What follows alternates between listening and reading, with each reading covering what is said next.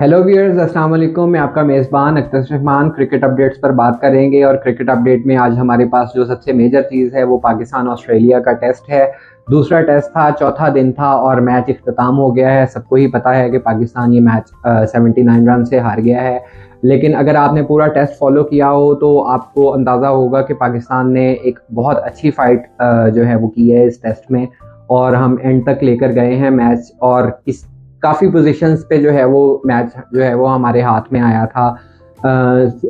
Second innings में जब शान मसूद और बाबर आजम खेल रहे थे, उस वक्त जो है वो लग रहा था कि बैटिंग पिच है और बहुत इजी है और हम ये स्कोर कर सकते हैं। पॉजिटिव रहे हैं बाबर आजम भी और शान मसूद भी। पॉजिटिव बैटिंग की, दोनों ने बहुत अच्छी बैटिंग की। 60 रन किए शान मसूद ने और 41 किया बाबर आजम ने। बाबर आजम को अगेन वही बॉल पड़ी जिस पर वो पिछली 3 इनिंग्स में आउट हुए थे, उसी तरह की बॉल पर आउट हो गए हैं। और बाबर को हम क्रिटिसाइज कर भी सकते हैं और नहीं भी कर सकते कि वो परफॉर्म नहीं कर रहे, लेकिन जिस तरह की बॉल्स उन्हें पड़ रही हैं और जो टेक्निकल एक जो है वो उनकी वीकनेस आप कह लें कि ऑस्ट्रेलियन बॉलर्स ने पकड़ी है, वहाँ पर बॉल पड़ना और फिर उसके बाद जो है वो उनका आउट होना, ये कमाल चीज़ है कि ऑस्ट्रेलियन बॉलर्स जो है वो किस तरह से सेटअप करते हैं बाबर को और फिर उसके बाद वही निप बैक वाली बॉल करते हैं जो पड़ के अंदर आती है। उससे पहले सेटअप जो है वो देखने वाला था। फर्स्ट इनिंग्स में जिस तरह से पैट कमिंस ने उन्हें आउट किया वो भी, और आज जिस तरह से हेजलवुड ने आउट किया वो भी, तब दोनों बैट्समैन सेट थे। शान मसूद भी सेट थे और बाबर आजम भी सेट थे और स्कोर भी अच्छा चल रहा था पाकिस्तान का।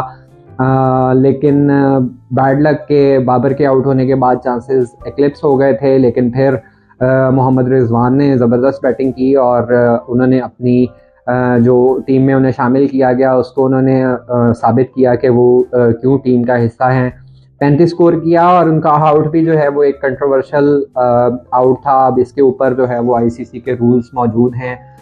रूल्स के हिसाब से तो ये आउट था, अदरवाइज जो है वो अगर आप ये देखें तो कंक्लूसिव नहीं था कि इसको आउट दिया जाता। सेम इस तरह का केस जो है वो पैट कमिंस के आउट में भी था कि वहाँ पे टेक्नोलॉजी जो है वो एक एंड पर कह रही है कि कोई एविडेंस नहीं है आउट होने का, और दूसरे एंड पर जो है वो स्नेकोमीटर में स्पाइक आ रही थी जिसके ऊपर वो आउट हो गए थे। और ये टेक्नोलॉजी की बात है, इसके ऊपर डिबेट काफ़ी ज़्यादा हो सकती है। तो उसके बाद भी जो है जब रिजवान और सलमान आगा खेल रहे थे, सलमान आगा ने भी 50 स्कोर की और एट लास्ट उन्होंने कुछ स्कोर कर ही लिया। तो तब भी जो है वो ऑस्ट्रेलियन प्रेशर फील कर रहे थे, लग रहा था कि जो है वो ऑस्ट्रेलियन टीम प्रेशर में है। लेकिन फिर उसके बाद जब भी उन्हें ज़रूरत पड़ी है, पैट कमिंस ने आकर परफॉर्म किया। What intelligent captain he is. उन्होंने पहली इनिंग्स में भी 5 विकेट लिए और इस इनिंग्स में भी उन्होंने 5 विकेट लिए, और जिस भी मौके पर ब्रेक थ्रू की ज़रूरत थी तो पैट कमिंस ने वो अपनी टीम को लेकर दिया और leading from the front. Man of the match भी वही थे। उसके बाद जो है वो टेल एंडर्स हमारे जो है वो बेचारे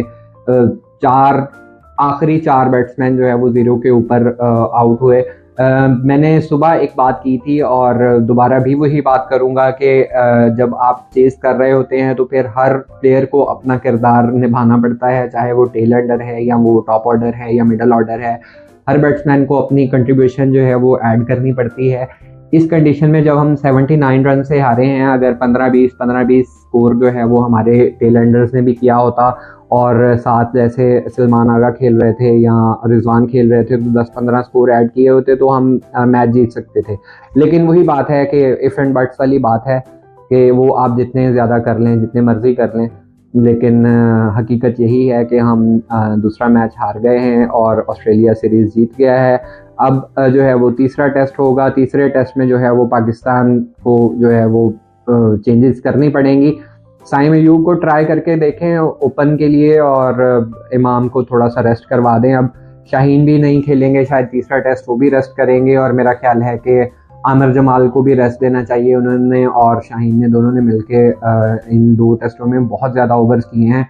4 पेसर्स तो हमने खिलाए थे इस उसमें टेस्ट मैच में, जिसमें सारे पेसर जो है वो 130 के अराउंड बॉल करने वाले थे, कोई भी 135 प्लस वाला नहीं था। और आप ऑस्ट्रेलियन बॉलिंग साइड देखें तो उनका जो पार्ट टाइमर है या जिसको वो एज ए वेपन यूज़ करते हैं बॉलर मिचेल मार्श, उसकी पेस भी 136 प्लस थी।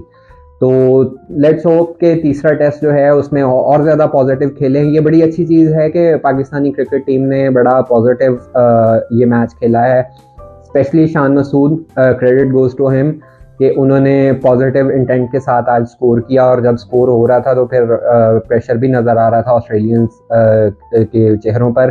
तो इसी पॉजिटिव इंटेंट के साथ पूरी टीम को खेलना चाहिए और इसी से हम मैच जीत सकते हैं। हम ऑस्ट्रेलिया को अदरवाइज नहीं हरा सकते जितने वो मेंटली स्ट्रांग हैं या जितना वो पॉजिटिव गेम को खेलते हैं।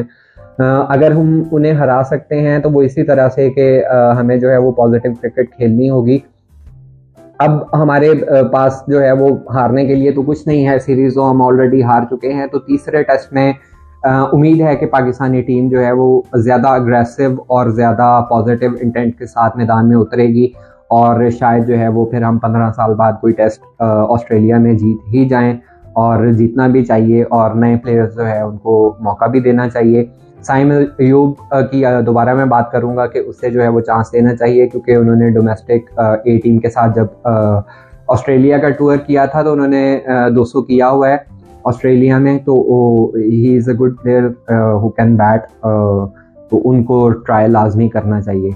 Let's hope for the best, let's see and wish best of luck to Pakistani team for the third test और ऑस्ट्रेलियन टीम को कॉन्ग्रेचुलेशंस जो उन्होंने सीरीज जीती है। नेक्स्ट वीडियो में नई अपडेट के साथ आपसे मुलाकात होगी। अपना ख्याल रखें, दूसरों का ख्याल रखें। अल्लाह हाफिज़।